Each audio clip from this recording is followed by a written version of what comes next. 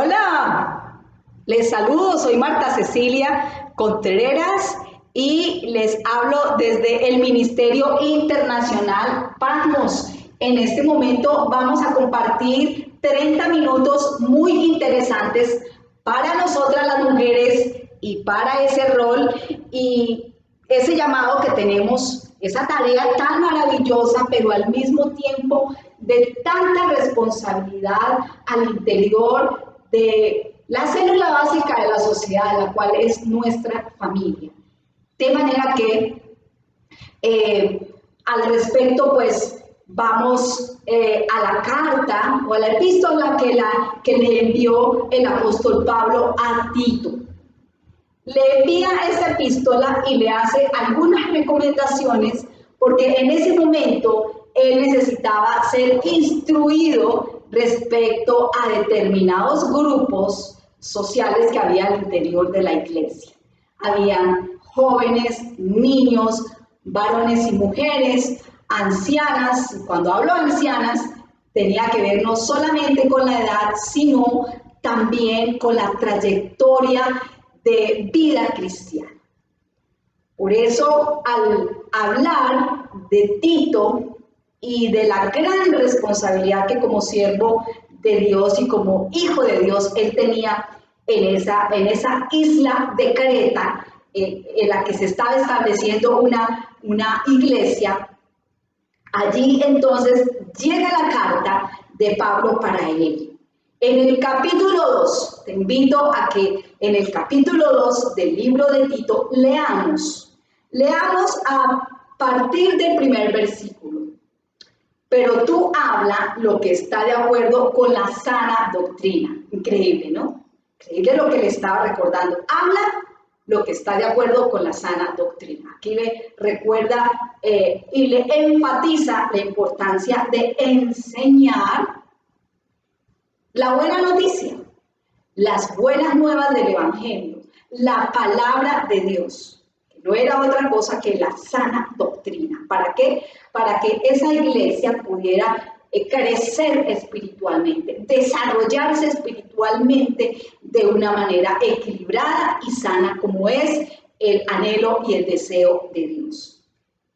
Versículo 2, que los ancianos sean sobrios, serios, prudentes, sanos en la fe, en el amor y en la paciencia. Bueno, este versículo 2 está dedicado a los ancianos.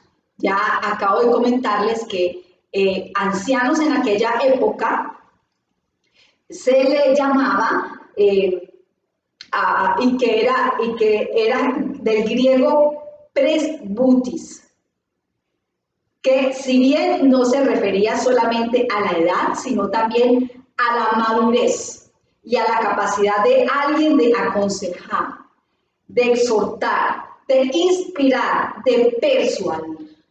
Por eso Pablo le dice a los ancianos, a los varones, que sean sobrios, serios, prudentes, sanos en la fe, en el amor y en la paciencia. Pero ahora ya en el versículo 3, si leemos, nos habla a nosotras las mujeres. Las ancianas, asimismo, sean reverentes en su porte, no calumniadoras, no esclavas del vino, maestras del bien, que enseñen a las mujeres jóvenes a amar a sus maridos y a sus hijos, a ser prudentes, castas, cuidadosas de su casa, buenas, sujetas a sus maridos, para que la palabra de Dios no sea blasfemada.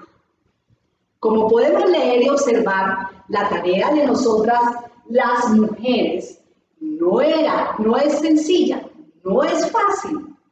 La tarea que tenían en esa época las ancianas o las mujeres en esa iglesia que se estaba formando para Dios tampoco era sencilla. Pero el apóstol Pablo tenía que instruir acerca de lo que sin duda alguna está ocurriendo. Les habla porque se están presentando situaciones que Tito no sabía cómo manejar, pero que él le dice, mira, actúa de esta forma y sobre todo diles lo siguiente. Que sean reverentes en su porte, en primer lugar, refiriéndose a nosotras las mujeres. Cuando hablamos del porte, ¿con qué lo asociamos? Lo asociamos, cierto, con la elegancia, con la presencia y aún con la forma de vestir. Y cuando, en este caso, la palabra de Dios dice, sean reverentes en su porte. Esa palabra de reverencia nos sugiere cosas respecto al vestuario, a nuestra forma de vestir. Dice que reverencia tiene que ver con decoro, con pudor y con modestia. Y de esa forma, quería Dios que las mujeres en esa iglesia llevaran sus vestidos o desarrollaran ese porte. ¿Por qué razón? Nos preguntamos. ¿Y saben por qué? Porque la forma de vestir de todas maneras de una mujer envía un mensaje y habla de lo que hay en su interior. Me atrevo a pensar entonces que se están presentando desórdenes en esta área específicamente. Luego, lo que les sugiere Pablo era que vistieran con moderación, que su porte tenía que ser moderado, como mujeres que representaban a Dios. Si en su vida pasada ellas habían utilizado cierta clase de vestidos, de acuerdo a su cultura, de acuerdo a su educación, de acuerdo a lo que se les había sido enseñado, ahora ya era tiempo, como criaturas de Dios, de hacer un giro en esta parte. ¿Por qué? Porque la ropa de una mujer refleja su espiritualidad. Yo creo que sí. Yo creo que la forma de vestir, una mujer puede llevar ropa muy sencilla, pero verse con porte, es decir, elegante. Para ser mujeres con un buen porte no necesitamos ropa, quién sabe de qué precio, o costosa, o de qué es diseñador. No, el porte tiene que ver con vestir sencillamente, pero saber llevar bien las cosas, los vestidos, ya sea las faldas, los vestidos, los pantalones, que no sean minifaldas, que no sean pantalones demasiado ajustados, o que los vestidos o las blusas no tengan escotes demasiado pronunciados ni adelante ni atrás. ¿Por qué? Porque pues esa es parte de nuestra responsabilidad y nuestra tarea para educar y para formar. Que el vestido refleja lo que hay en nuestro corazón. Y si tenemos a Dios en nuestro corazón, pues Dios quiere que luzcamos bien, que seamos mujeres de porte, con un buen porte. No obstante, demos testimonio de que nuestro cuerpo es templo de su Espíritu Santo. En segundo lugar, vayamos nuevamente al versículo 3 del capítulo 2. Que las ancianas no sean calumniadoras. Y esto pues no es sencillo. Nosotras sabemos que tenemos que luchar con esa naturaleza carnal, ¿cierto? Con ese miembro tan pequeño del cuerpo que se llama la lengua. Dios nos dio un miembro que debe ser bien administrado. Nuestras palabras deben ser muy bien administradas porque de ellas daremos cuenta en el día del juicio, como nos dice Mateo capítulo 12, versículos 36 y 37. Que tratemos de hablar bien, que al hablar de alguien hagamos un ejercicio y es destacar lo bueno de las personas. No es un ejercicio sencillo, porque todos sabemos y que todos tenemos que luchar con esa naturaleza carnal, ¿cierto? Con el hecho de dominar bien, de administrar bien este miembro. Y pues si tenemos que decir algo de alguien, pues hablemos bien y no decir algo falso de alguien. Estamos hablando de alguien, es decir la verdad y punto. Eso es importante, porque cuando tenemos que dar un buen informe de alguien, un informe de alguien verídico, pues hay que hablar la verdad. Y al hablar la verdad, pues tenemos que aprender a hablar lo que es verídico y no lo que es falso de cierta persona. En Santiago capítulo 3, acá en el Nuevo Testamento, también se le dedica un capítulo completo al tema de la lengua de este miembro pequeño. ¿Por qué? Porque se jacta de hacer grandes daños, de hacer grandes males, de contaminar. Luego, nosotras las mujeres somos de tenemos una capacidad tremenda y ante todo una oportunidad tremenda de influenciar a los demás. ¿Cómo? Con nuestro porte, como dice Pablo en primer lugar, con nuestra forma de hablar también, en segundo lugar, que no seamos calumniadoras. Dios, el Espíritu Santo, está haciendo una obra y quiere que se evidencie en nuestra forma de vestir y en segundo lugar en nuestra forma de hablar acerca del informe que tenemos que dar. En tercer lugar, que las mujeres no seamos esclavas del vino. Pues antes de conocer al Señor, muchas de ustedes, muchas de nosotros nos tomábamos unos vinitos, ¿cierto? Es que para alegrar la vida. Y sin darnos cuenta o sin que muchas se den cuenta, van poco a poco cayendo en ese mundo. Y se van volviendo esclavas, que es el término específico que utiliza el apóstol Pablo, que las mujeres no sean esclavas del vino.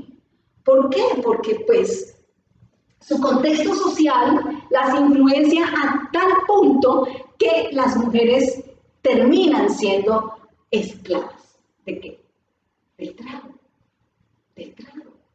Y como es algo aceptado socialmente, pues no solamente el trago, sino entre otras cosas que pueden estarle haciendo daño a la mujer y son cosas aceptadas por la sociedad, pues entonces relajémonos porque la sociedad lo acepta, pero Dios no. Dios quiere que tengamos buena salud. En efecto, debemos entender esto en la medida en que lo que estaba ocurriendo en ese lugar parece que se estaban excediendo en el beber. Quizás ya no solo estaban acompañando la comida con algún tipo de bebida, sino que todo lo estaban celebrando, ¿cierto? Se parece a nuestra cultura que eso, si no celebran las cosas con traguito, pues no es una buena celebración. Y es parte de la cultura, es esa cultura que nos está influenciando a nosotros. Es esa cultura que nos está haciendo daño y cuando Pablo nos dice que es necesario que seamos maestras del bien, porque entre otras cosas no hay una forma mejor de enseñar que con el ejemplo. Ahora bien, nosotras pues no somos perfectas. Pero hay una frase que me llama mucho la atención de Albert Einstein. Les dejo la tarea de averiguar o recordar quién era Albert Einstein, un hombre de ciencia. Dijo, educar con el ejemplo no es una forma de educar, es la única forma de educar, la más efectiva y la más adecuada. Tarea que pues no es fácil, porque usted y yo, a quien Dios nos ha dado la gracia de criar hijos, de tener hijos, tenemos que criarlos pues con el ejemplo, porque suele ocurrir a veces que tratamos de educar, de decirle al hijo, haga esto, haga lo otro, no se comporte así, deje eso, pero si no estamos siendo ejemplo, pues nos estamos equivocando en la forma de educar a las nuevas generaciones. Luego, debemos ser maestras del bien. Y aquí, él hace énfasis en qué áreas, versículo 4, muy específicas, que enseñen a las mujeres jóvenes a amar a sus maridos y a sus hijos. Ojo con esto, Porque también que están mirando los hijos en los hogares, la forma como tratamos al marido, lo tierna que somos, o lo déspotas que somos, o lo pacientes que somos, o lo impacientes que somos, bueno, mutuamente, porque también el marido tiene que amar a su esposa. Pero aquí, bueno, vaya, está refiriéndose es a nosotras, que enseñen a las mujeres jóvenes a amar a sus maridos. ¿Por qué estaba preocupado Pablo en este momento? Por las nuevas generaciones. Increíble, por las mujeres jóvenes. Esto me llama la atención de este hombre, de este apóstol a los gentiles. Estaba interesado en las nuevas generaciones, que las nuevas generaciones que estén viendo que sus madres amen a sus esposos con sabiduría. Porque la Biblia nos recuerda en el Salmo 127 que si Dios no edifica la casa, en los primeros 2 versículos, si Dios no edifica la casa, en vano trabajan los que la edifican. No obstante, si no es Dios el autor de la familia, el fundador de la familia, quien nos enseña a educar bien, a formar bien, como lo está haciendo en esta mañana, en este libro que se llama El Manual de la Vida, pues no vamos a ser efectivos o tan efectivos para educar a los hijos. Debemos amar a los esposos. ¿Cuán tierna eres? ¿Cuán paciente eres? Si no eres ni tierna, ni paciente, ni sabia, pues tenemos que pedirle al Espíritu Santo que nos enseñe a hacerlo. Porque la mujer sabia, como dice el libro de Proverbios, edifica la casa, mas la necia la derriba con sus manos. Y amar a los hijos, educar a los hijos. Dice aquí, amar a los hijos. Y educar a los hijos es una tarea muy dura. No es desgastante, no.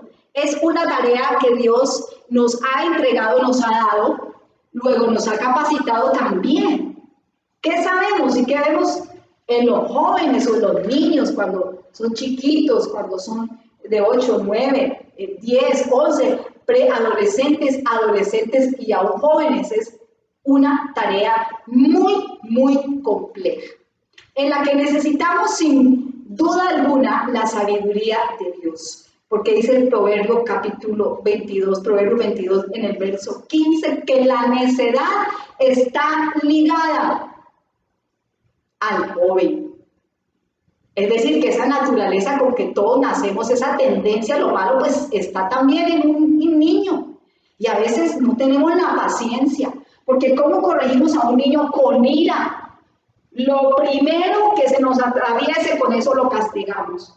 O con una correa, o con un reo, con una chancleta, como nos educaron a muchos de nosotros, ¿verdad? Pues la palabra de Dios dice que hay que darle vara. Esa es la instrucción que Dios nos da.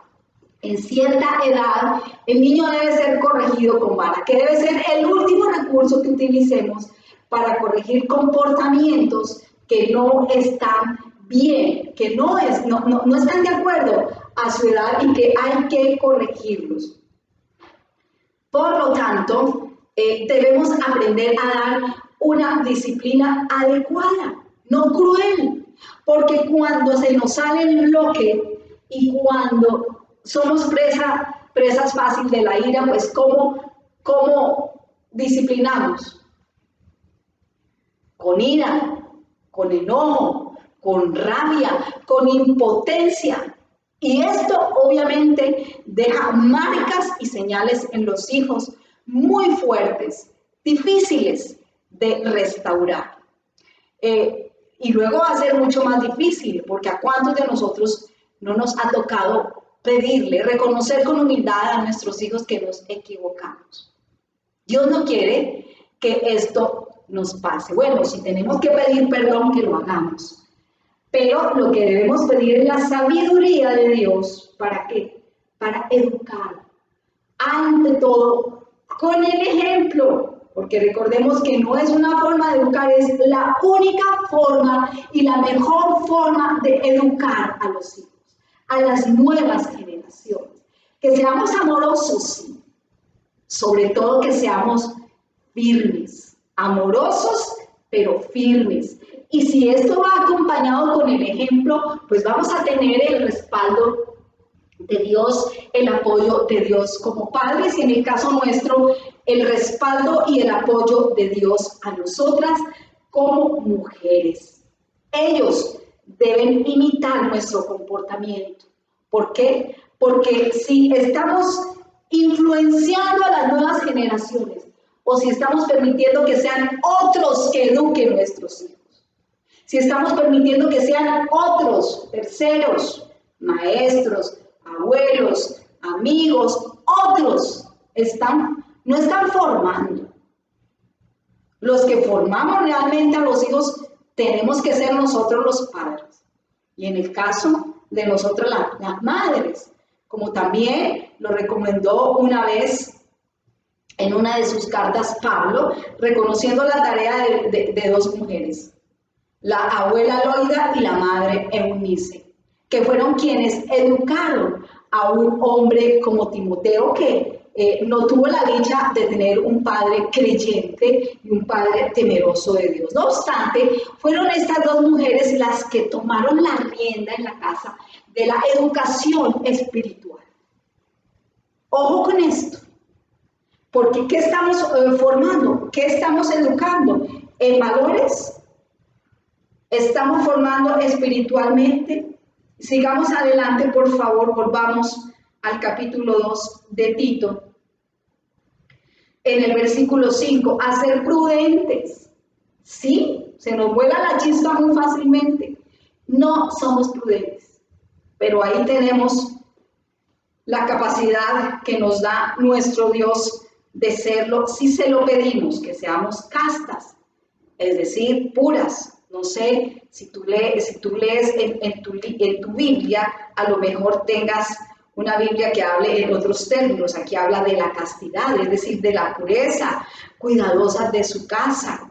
Y aquí, pues, no hay mejor forma de educar a nuestros hijos o a nuestras hijas con el ejemplo.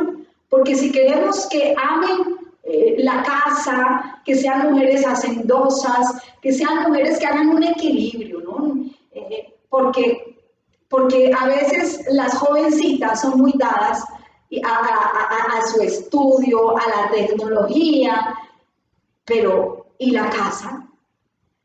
¿Y su cuarto? ¿Y su cama? No, allí tenemos que ser amorosos, pero también firmes. Porque si estamos educando con el ejemplo, ¿qué se espera de nosotras las mujeres? Que estemos dando ejemplo en áreas tan particulares y tan importantes como la prudencia, la castidad, el cuidado de la casa, que seamos limpias en nuestro